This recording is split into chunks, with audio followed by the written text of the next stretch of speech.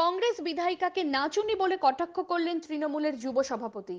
মুখ্যমন্ত্রী মমতা বন্দ্যোপাধ্যায়ের নির্দেশ অনুযায়ী কেন্দ্র সরকারের কৃষি বিল প্রত্যাহারের দাবিতে বড়ুয়া ব্লক অফিস প্রাঙ্গণে একটি সমাবেশের আয়োজন করা হয়েছিল।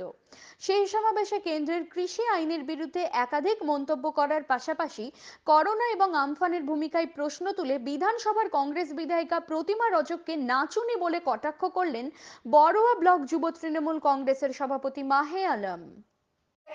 বিধানসভা নির্বাচন সামনে 2021-এর বিধানসভা নির্বাচন দোরগোড়ায়। ইতিমধ্যেই সমস্ত রাজনৈতিক দলের প্রস্তুতি শুরু হয়ে গেছে, আপনারা জানেন। তার সাথে সাথে একই সঙ্গে চারখানা পার্টি সিপিএম, কংগ্রেস, বিজেপি এবং নিম, এরা একটা দল, সকলে মিলে একত্র হয়ে মমতা বন্দ্যোপাধ্যায়ের সাথে লড়াই করার জন্য তারা একটা চালিয়ে যাচ্ছে আন্দোলন।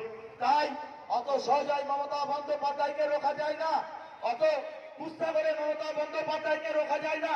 আমরা দিন কয়েক আগে দেখলাম ডাকবাংলার মোড়ে একটা পথসভা হয়েছিল, সেখানে একজন নাচুনি এসেছিল, এখানকার বিধায়িকা।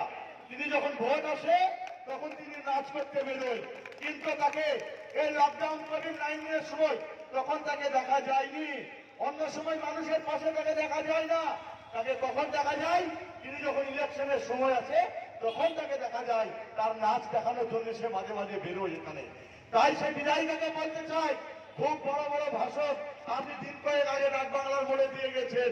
আপনাকে উদ্দেশ্য করেই বলতে চাই, আপনি শুনে রাখুন কান খুলে। আপনি বলেছিলেন কি যে দুয়ারে সরকার, দিদিমণি নাকি সরকার দুয়ারে সরকার কর্মসূচি শুরু করেছে, যান দুয়ারে সরকার খুলে রেখেছে ক্যাম্প দিদিমণি। আরে ম্যাডাম, আপনাকে বলতে চাই, আপনার কি জানা আছে পশ্চিমবাংলার কত লক্ষ মানুষ তারা কৃষক পেনশন পায়? কত লক্ষ বাচ্চা তারা স্বাস্থ্যসাথী কার্ডের আওতায় কত লক্ষ মানুষ এসছে আপনার জানা আছে? আপনার জানা আছে কন্যাশ্রী, রূপশ্রী, বিভিন্ন প্রকল্প সরকারের আপনার জানা নেই। সেই জন্যই বড় বড় মন্তব্য করতে, মাঝে মাঝে নাচ দেখাতে আপনি বেরোন। তাই আপনার নাচ খুব তাড়াতাড়ি, আর বেশি দিন নয়,